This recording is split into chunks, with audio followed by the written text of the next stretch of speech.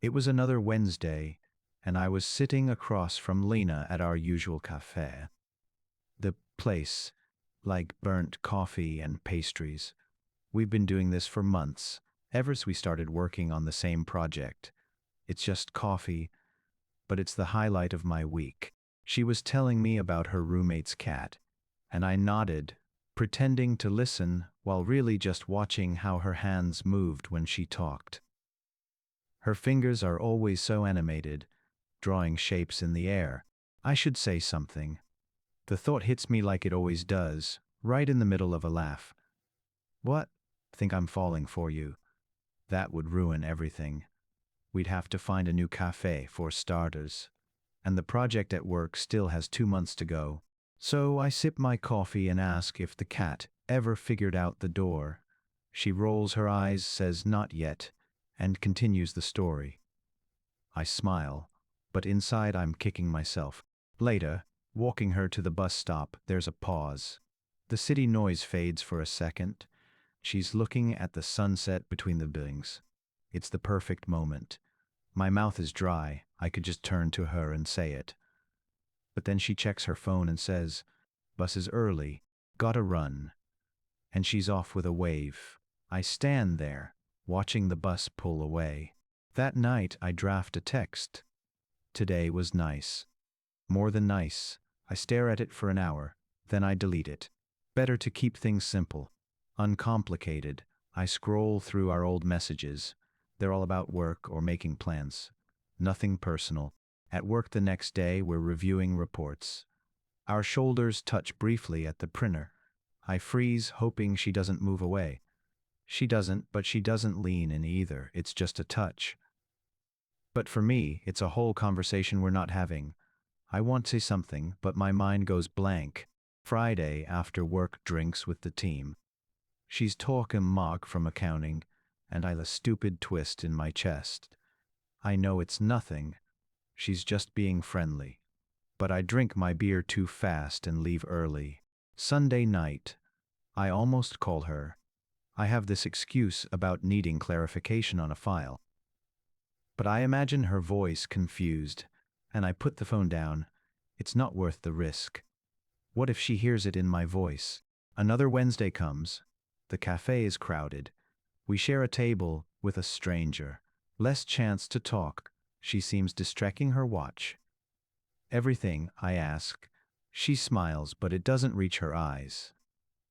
Just stuff. Family thing. I want to ask more to the person she confides in. But I just say, I hope it works out. As we leave, she mentions she might be traveling soon. A possible transfer to the other office, just for a few months, but maybe longer. My heart drops. I joke, who will I have coffee with? She laughs, you'll manage. But I see in her face, she's actually considering it. That night, the unsent text is longer. I write about all the Wednesdays, and how I look forward to them. I write that I'll miss her. I don't write that I love her. I don't write that the thought of her leaving feels like a hole opening up. I delete it all. The cursor blinks on the empty screen, a quiet pulse in the dark room. I know I'm running out of time. But the words, as always, stay right where they are inside. Heavy and part 1 ended with Lena mentioning a possible transfer. The following Wednesday, she wasn't at the cafe. I sat at our usual table, my coffee went cold, checking my phone every 30 seconds. No message. By 3:15 p.m., I convinced myself I'd gotten the day wrong. By 3:30, I was worried. I sent it, running late. It felt too casual, too normal for the panic simmering in my chest. Her reply came an hour later. Sorry. Rain check? No details. The word rain check felt like a door closing softly. The project at work entered its final phase. We saw each other in meetings, but she was always rushing off afterwards. The easy rhythm was gone. I replayed out our last conversation, searching for something I'd done wrong. Maybe she'd finally heard the things I didn't say, and it made her uncomfortable. Then, last Friday, she stopped by my desk. Walk with me to the supply room. It was such an ordinary request. In the sterile, fluorescent-lit hallway, she said, "The transfer's been confirmed. I leave for the Chicago office in 5 weeks." I felt the air leave my lungs. All I could manage was, "Wow, that's great. A big opportunity." My voice sounded like it belonged to someone else. "Yeah," she said, not looking at me. "It is." There was a pause. She shifted the box of printer per her arms. "I'll miss this place. Our Wednesdays." My heart hammered against my ribs. This was it.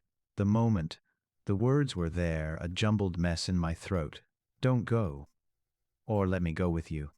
Or "Just tell me I'm not crazy for feeling this way." I opened my mouth. "Lena, the conference call is starting." Mark from accounting leaned out of a doorway. She gave me an apologetic smile. "Gotta run. Talk later?" And she was gone, turning the corner. I stood alone in the hallway for a long time. Later that night, I opened a blank email. I wrote pages of it. I didn't send it to her. I saved it as a draft.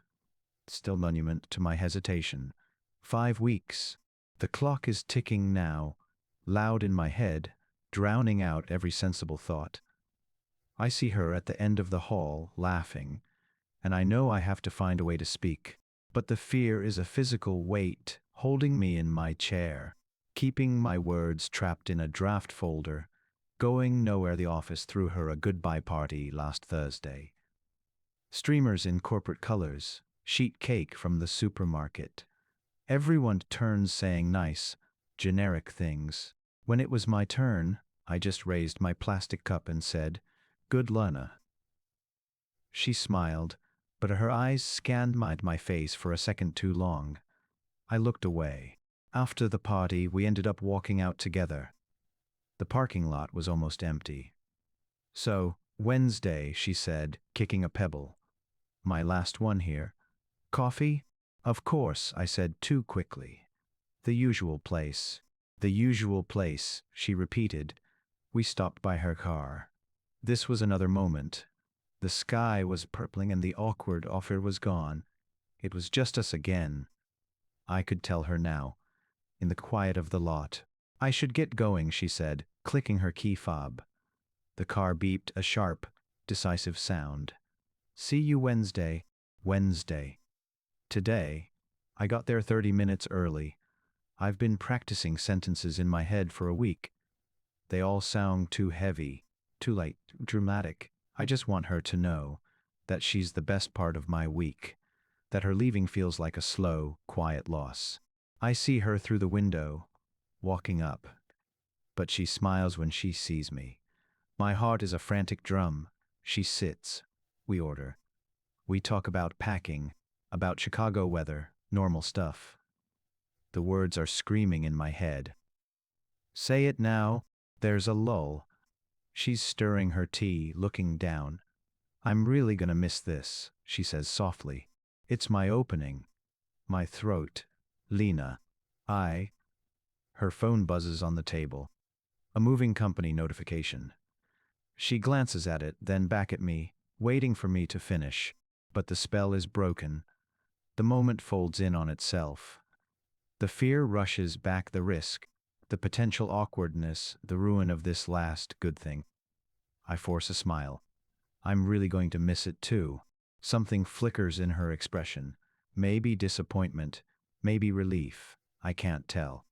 She nods, takes a sip of her tea, and changes the subject. The rest of the coffee is a slow, painful countdown. We hug goodbye on the sidewalk, a careful, brief embrace. I watch her walk away, what feels like the last time. My phone is in my hand. The draft email is still there. I could call out. I could send it. But I just stand there, paralyzed by every possibility that isn't us staying as we are. The silence between my heart and my voice is a canyon, and she's already on the other side, getting further away with every step. The silence, after she left, was heavier than I expected. My apartment felt too quiet. I found myself keeping the TV on for background noise. I'd check my phone, hoping for a message about forgetting something, a question about Chicago, anything. Nothing came. A week later, I saw her Instagram post.